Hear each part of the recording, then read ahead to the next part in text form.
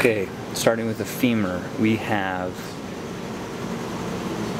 to figure out which side of the leg it's going to be on. And you find that this is the anterior side, and to know that the head is going to insert into the os coxa, into the acetabulum, and basically, if this was going to be you, and if you flip it over to the posterior side, that the head of this is going to go right into the acetabulum, and this is going to be your body. So you know that this is a right, because this is the anterior side, and this is what needs to go into your body. Okay. So to start analyzing all the parts we have here, we're going to start off. We have the head up here, the neck. We have the greater trochanter, which is this little spot up here, and the lesser trochanter down here. We have the intertrochanteric crest, which is basically this crest that goes from here to here. As we flip it over onto the anterior side, starting towards the top with the greater trochanter, this is actually the intertrochanteric line on the anterior side. And then flipping it back over to the posterior, in the middle of the intertrochanteric crest, we have the quadrate tubercle, which is this area. And then as we flip it up a little bit here, we have the trochanteric fossa, which is just in this little area right here. It's that little groove or fossa deep down in there. And then on the top of the head, we have the fovea capitis, which is this little impression where my finger is pointing to.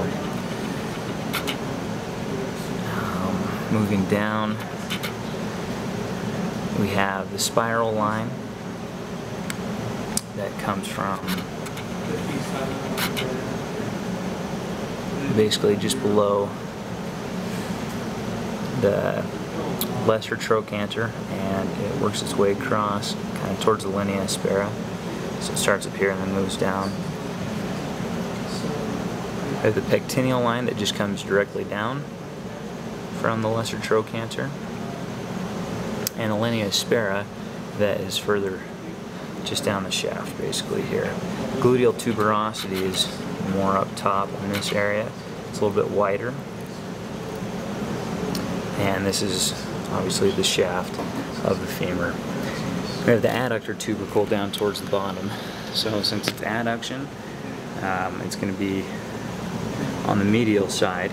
So the adductor tubercle is actually right here along the medial supracondylar ridge. That's kind of this little bump that is right in this area. So we have the medial supracondylar ridge and the lateral supracondylar ridge, and we have the medial condyle and the lateral condyle, and the intercondylar fossa just down in this area. And then on the outsides we actually have the medial epicondyle and then the lateral epicondyle on this side.